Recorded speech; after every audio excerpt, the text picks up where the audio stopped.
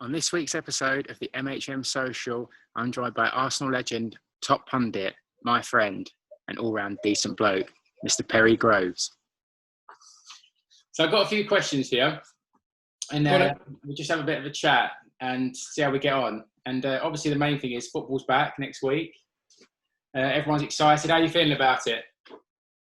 Do you know what? I think if you're a real football fan, then you're really excited. I was actually excited about the Bundesliga for TalkSport. You mentioned I was been covering that for the last sort of 3 weeks, and just to watch live football. And we'll talk about later on. It's not the same sort of experience, but if you love your football, I think people have now a lot of people have realised how much they do miss and love their football and what it does for the country, what it does for different communities and whatever, you know. So even though it's going to be obviously with no fans in, I still think people get really excited about it. It'd be like a mini World Cup.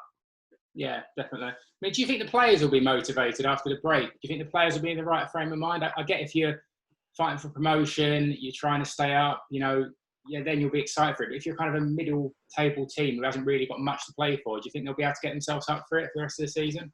Yeah, definitely. I think it's nearly 100, well, just over 100 days now that they haven't been playing football for.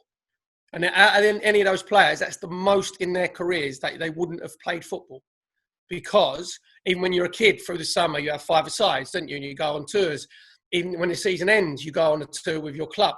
Obviously, to get the money in commercially, you have World Cups, you have Euros.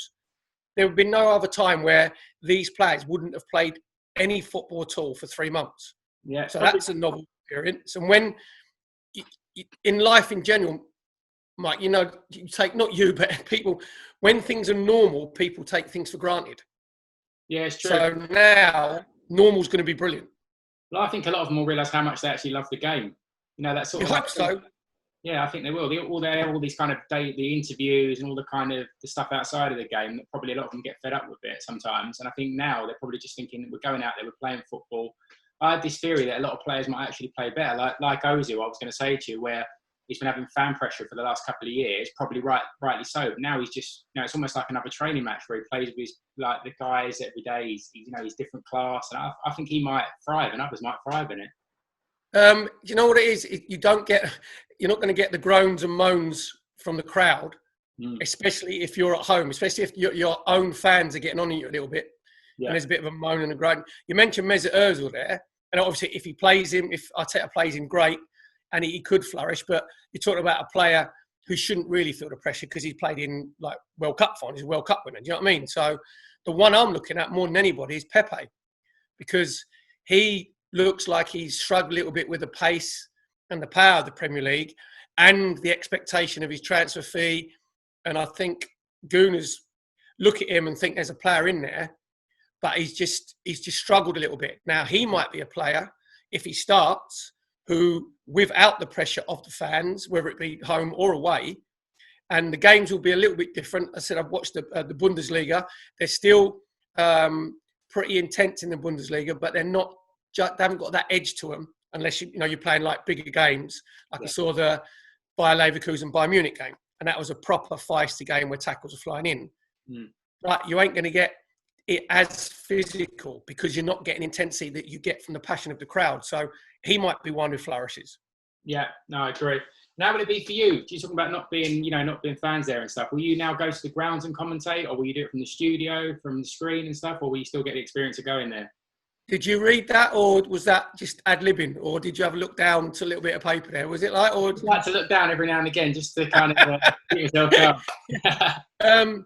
I've just got my first game through, actually. I'm doing Colchester United against Exeter on 30, just up the road from me, which is a major result. And then I'm lucky enough as well, I'm doing for TalkSport the 3 o'clock kickoff on Saturday, which is Brighton against us. Yeah. So, and the protocols, we've all been sent our people. We're going to the games, obviously. Yeah. So I think in the Premier League, there's about 300 people allowed in, that be including players and staff, medical staff, media, whether it be from Sky, BT Sport and radio. So we've all got our PPEs. We've got to have our masks when you're going, obviously, into the stadium. There's 3 zones. There's green, amber and red. Okay. We're allowed green car park, obviously your distance there system. The amber zone, which we're allowed in, again, will be a one-way system where we'll go straight into the press boxes. So there's no press, quite right, there's no press rooms open, there's no food or anything like that. So, and then on the plus side, you'll get a lot of room in the press boxes because you have to be 2 meters apart.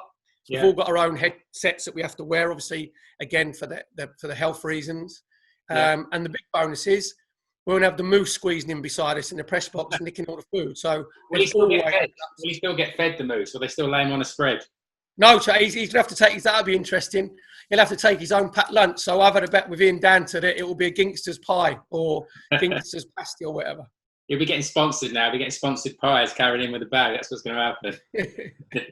So do you think, I tell you what, when I started listening to Talk Sport, when it all shut down a little while ago and sport had stopped and there was kind of this kind of dour mood, I noticed it was very hard for kind of broadcasters and people on to try and make news and make excitement and talk about stuff when there wasn't really anything to talk about. And I think actually you were one of the people who've done it really well. I'm not saying that because I was still enjoying listening. Say that to all the girls.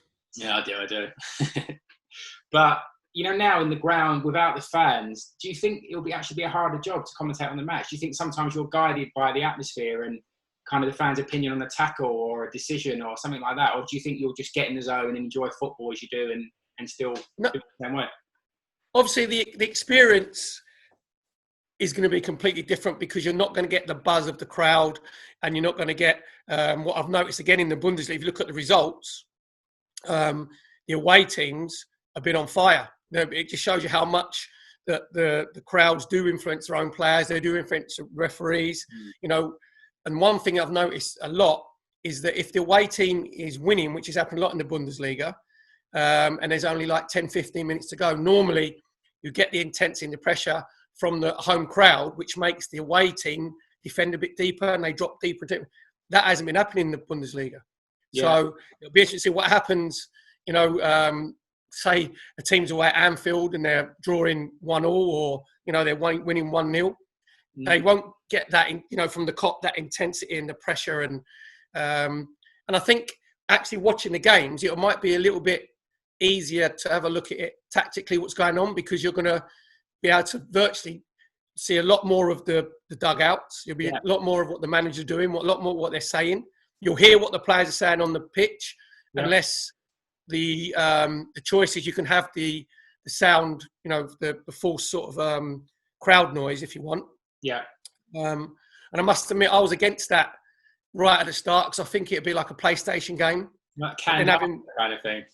Exactly, yeah. But having watched it in that Bayer Leverkusen Bayern Munich game, it actually did enhance it. When you're watching it at home or listening it, and you have got the crowd noise in the background, it does enhance it. But I think a lot of fans at the start won't do that because they want to hear what the players are saying and shouting and. I agree. You know, if they're swearing at each other, having a go at each other. So I'm looking forward to it because it's something completely different. And also in life, I think that you should always try and sort of test yourself and come out your comfort zone. So we're living in history. Do you know what I mean? We're actually sampling history here, and this will, touch wood, long as another pandemic, please God, doesn't come along. This will never ever happen again. So we're a generation that can look back and be able to say, like, to you, like with your kids or if you're having kids, and say, oh, remember that time back in like 2020 when we didn't have any football for 3 months, and then we had to play in June and July, and then there was no fans. Do you know what I mean? They'll go, oh, they wouldn't believe you. We'll say we lived through this. It'd almost be like our thing, wouldn't it? Oh yeah, we went through COVID-19. Yeah. It'll be like my granddad, you know, Uncle Albert, like during the war, right? We'll be like, oh, during the pandemic, so we'll have some Trump people with. I think what you said there, though, is really interesting. So I think when you go back to it and being able to listen to what the coaches are saying, how the players interact and everything like that, will almost be like a backstage pass because you never get to hear that. I mean, when you're at the ground and you've got good seats or you're near the pitch side and stuff, you can hear things. But now being able to hear all the instructions, for instance, that Arteta will be giving, or you know what the captains will be saying to the players and how they motivate each other and the dialogue, I think it will be fantastic. I think it'll be really insightful, and I think there won't be. I think that'll happen again for the novelty for the first maybe game or two games where fans will be interested in that, and obviously there's a big thing about players swearing, going to have to try and curb the language. That ain't happening. Yeah. No chances that happening. And I don't want to see all the list either. Well, can you imagine if like Aubameyang was like bombing down the left-hand side, and then like Granit Xhaka didn't find it, or he blanked him and went inside? He's not going to say, "Excuse me, Granit, would you mind awfully if you played me in next time?" Or David Luiz doesn't go over his marker. You hope sometimes we don't advocate each other enough, but you understand what I'm saying. People aren't going to go, "Oh, would you mind?" The one thing I've noticed different, mate, though, to be honest, is the referees ain't getting any abuse at all, because the players they'd be embarrassed by going up and shouting and screaming and swearing at the referee. So the referee's job is being easier on respect from the players, but also easier on making big decisions, because they haven't got the home crowd baying from them, putting them under pressure, making decisions. And whatever anybody says, the stats will back it out, especially with the big clubs at home with penalties and 50-50 decisions. Referees are human beings and they'll be swayed. Now it's easier for them to referee. Yeah, definitely. You mentioned Anfield there, and I wanted to say, obviously, Liverpool are going to win the league. I don't see what you did there. See that seamless link? You've done this before. That was a pro, you see, absolute pro. I know. I'm going to go out there and say I know Liverpool are going to win the league. I don't think there's a world where they don't. You should be a pundit. Well, see, I'm good at getting good at this. I'll be telling you who's going to come second next. But I think, will there be, what I was going to say is, will it be tarnished in any way because of this and what's happened? When we look back on this, will people say, oh, they won the league, but, it was a funny season, there was no fans, or it got stopped, or, be a little note next to it? Or do you think that they're going to get the credit that I feel they deserve for how well they did play up until the stoppage? Do you think it'll be looked back in history as them winning the title and nothing else?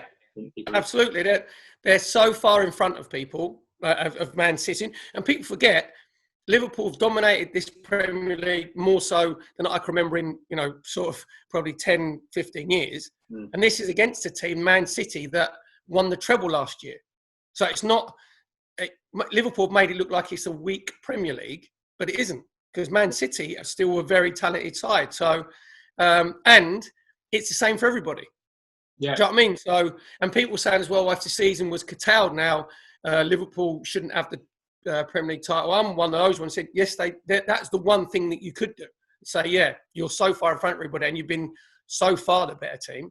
And Liverpool fans won't care. They won't. If you'd have said to them at the beginning of the season, remember they haven't won the title for 30 years. Yeah. You're going to romp the season, but you might have a little bit of a funny blip around, funny time, around about March time to June, but you're still going to win the title. They go, all right, better snap your hands off. So it's a shame that they can't be there, obviously, to celebrate it. But when you imagine as a fan, which they hopefully lock down will be easy a little bit, and hopefully like the pubs and the beer gardens will be open a little bit so you can legally, officially go out and celebrate. Yeah. So Liverpool fans are going to have 2, 3, 4, 5 different celebrations so they can actually kick the backside out of it. It ain't going to be the same. Yeah. But they'll still make sure that they enjoy it, and quite rightly so, because they've been that good. Yeah, no, I agree. I actually think them being so far ahead and being so clear leaders actually helped football to come back in a lot of ways, because I think it would have been a proper injustice if it had been stopped and finished where they were. But I think they deserve it. The only good thing about it is all Arsenal fans on that Saturday evening when Watford went 1-0 up, then 2-0 up, then 3-0 up, we all breathed massive sussment. Yeah. Like best result of our season so far. Because I don't care what anybody says, you have to keep the Invincibles title. Was you ever worried though? I wasn't. I thought I knew they were that good, but I just thought to go unbeaten the whole way through is so difficult now. And I always thought we're going to keep that record, but it was looking a bit suspect for a while. That's for sure. So you was worried then? Yeah, I was a little bit. Yeah. I was texting you the Watford game saying, "Come on, I can't believe this." Well, I thought it was all going to be built up from when we play them. That made it like double lively. Yeah, definitely. So you go back to our mob. Obviously, I'm leading in now. You see, I'm getting it. I'm getting the stride. I'm leading straight in. Natural. Where do you think? How do you think Arteta's going to look at the rest of the season? And are we still playing for the Champions League spots? I think we are. How's he going to approach it? Who's he going to play? What's he looking forward to taking forward? What do you see him? To be fair, this year, apart from the debacle of Olympiacos game, where we fell apart, which was sort of pre-Arteta, to be honest, we were unbeaten domestically. We were actually just progressing, not massive strides, but as a gooner and watching them quite regularly, I could see that we're progressing gradually. I could see he was getting the work rate in. I could see that he wasn't prepared to carry any passengers. And when you see like Aubameyang tracking back, we mentioned Mesut Ozil earlier, actually tracking back and trying to get goal side. There's still a lot of work to be done, especially on the back four, and the way that he wants to play and push a bit further up the pitch and squeeze people in and the pressing game. But giving the younger players like their head, which has been Martinelli and Saka as well, has been excellent. So I'm cautiously optimistic because I like his demeanour. I like what he says. He looks like he ain't going to take any rubbish from anybody. He's not going to indulge anybody, which is good. I think he's learning himself his trade tactically. I think the couple of games that I've seen, he could have reacted quicker tactically. And you look about where we're going to finish. I think with the Man City, obviously they're in the quarter by rotation for sport at the moment. I think you could go down to fifth. I think they are going to get a ban. It might only be 1 year, but I think they're going to get a ban, Man City. So that brings fifth place in position. And I've looked at all the fixtures and I've done my own calculations with points. You know, like I know they put them into computers these days. Yeah. And I've got us as coming sixth. I've got us. So that gives us European, obviously the Europa League again. So it'd be interesting to see how he goes, whether it's Lacazette or whether it's Nketiah, because I like Lacazette up front personally myself, even though he went for a little dip in confidence. He just needs a goal, but I think he holds it up better, and he's better for Aubameyang. I'd like to see Willock given a run because in the midfield, so he'd be putting Ozil under a little bit of pressure. So there's enough as an Arsenal fan, I think, to be, without getting carried away, to be optimistic. And it's very much like when I signed under George Graham and he had to get rid of some players that he didn't want, but he had to do it cleverly. So it's evolution, not revolution. So it took George Graham 2 seasons to get the players out and get the players in that he wanted. It's going to seem to be the same for Arteta. Yeah, definitely. I like that. You're definitely impartial. That's a good thing about you, Perry. That's why I like you. Because I was hoping you were going to say we're going to come second or third. We're definitely going to get it. It's great. I was going to get all excited, but you give me an honest answer. So, well, the only thing is, without letting your heart, I'd want heart ruled ahead, right? But then you're looking at if we agree, like Liverpool won it, Man City will be second, Leicester will be third because they've got Ndidi back fit, which they missed when they had their blip, and Jamie Vardy as well. So then you're going for the fourth. And I actually think Man United will jump above Chelsea. I think Chelsea will be fifth. I think United, I think they won 11 unbeaten, weren't they? We started to look pretty good, United, before the start. And again, all these different, Paul Pogba's back fit, so is he going to disturb their equilibrium, or is he going to add, to a little bit of sort of sparkle to it? Then I think Chelsea are too open in midfield. That's why I think they'll drop into fifth. And I think we'll be sixth. I think it was Wolves seventh, that mob eighth, and Sheffield United ninth. That's what I'd add as finishing that way. That sounds pretty fair. We'll have to wait and see. At least we're finishing above them, which is always good. So I'll take that.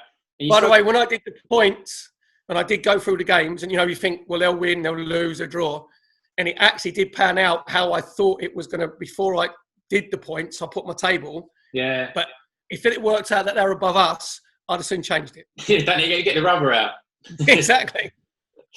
So you talked about changing squads and evolution and stuff like that. And I just think, will this affect football going forward in terms of the transfer market? I know there's a lot of talk about when it's going to be at the moment and whether they'll move it and how much money football's lost and everything like that. But do you think it'll be easy to acquire players now because maybe they'll be cheaper? Do you think players will want to move in the current climate? Or do you think they'll just only think about football reasons and, want to go to the best club?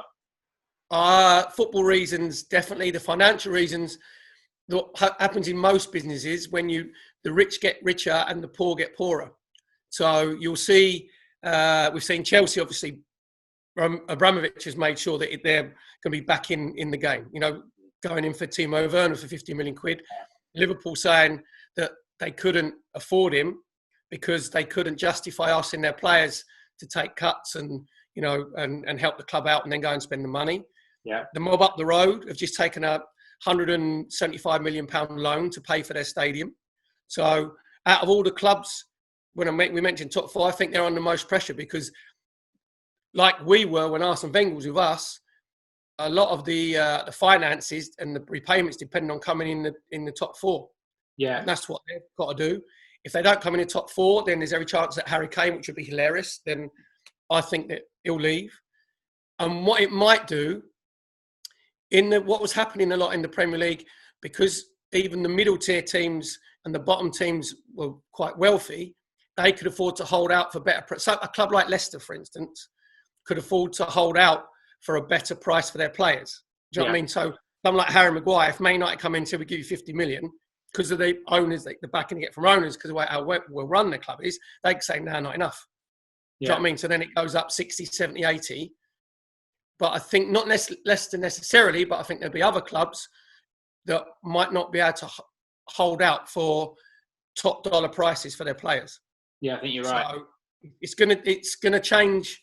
It's definitely going to change the dynamic, but not for the foreseeable future. I think it will change for maybe a season, and then the madness will come back in because we've got Amazon Prime have got 4 games, haven't they? They're sort of flexing their muscles. So it will be rocky for some clubs for a period of time, but then I think the normal service will be resumed after about a season, I reckon. No, definitely. And I was going to ask, you're going to put you on the spot. Who's going to go down and who's going to come up? Right. So, lucky enough, I've seen loads of games. I think if we're saying Southampton and above, it's all safe, right? So you probably got 6 at the bottom are in it. I think the bottom 2 are going Norwich and Villa. I've seen Villa play a few times. Dean Smith, when I've seen it, doesn't know his strongest team or formation. They're not good enough at centre half. They rely too much on Jack Grealish. And he plays him on the left of a free. I think he should play him centrally. So I think Villa will go down. Then I think West Ham will get themselves out of it because they've got a little bit of quality. I think Lanzini's fit. Yarmolenko's coming back fit. Jarrod Bowen they signed from Hull. They needed some dynamism. They got that. Souček, who's a big centre midfield player, Czechoslovakian lad, they put him. I think West Ham will get themselves out. Watford, I think, will get out. Their physicality will get themselves out. They've just found their mojo back under Nigel Pearson, and they've got Doucouré, Capoue, they got Troy Deeney and Ismail Sarr, I think, will be key for them. The 2 that I think is between is Brighton and Bournemouth. There's going to be a South Coast erosion, I think, from one of them. And I think it'll be Brighton. I think Bournemouth will have a little bit of know-how. The 2 Wilsons, it sounds like Dad's Army, doesn't it? That Callum and Harry Wilson, they've got a little bit of quality there. A little bit know-how from, and I think I've seen Brighton play. I ain't sure where the goals are coming from. Neil Maupay is their top goal scorer. He's got 8. They split from the back. They play out from the back. They try and play through like the lines. And I don't think they've got. Sometimes you've got to be a bit nitty and gritty. And I don't think that they've got that at Brighton. And some of the murmurings coming out have been very negative about, because they wanted it. Brighton were one of the clubs that wanted it done and dusted, so obviously they didn't go down. Like Paul Barber, their chief executive, when he come out and said, we can't play at neutral ground, we thrive at home, we want to play at the Amex. And you think, you've only won 4 games at home all season. Yeah. And when you look at the Bundesliga, what's happened as well, really the home advantage is done. It's completely voided. So there's just a few, for instance, the noises coming out of Sheffield United have all been positive. Chris Wilder's like that. Now, my players will be all right. They don't need a lot of time. They've been looking after themselves, in the lockdown. They're coming fit. We'll have 3 weeks. They'll be up and running. If they're not, I'll be on their back. We'll be fine. We'll be tested. I think football should come back. It's a safe environment for all us to play in. Whereas with the Brighton, it's been 2 different sort of. Sounded a bit cynical. You don't want to say it was, but it sounded a bit. They were very open in saying, "Oh, we don't want it to come back," and it looked a bit. We'll take our position in the league. Yeah, two different attitudes. So I think it's a shame. Because I like going to Brighton.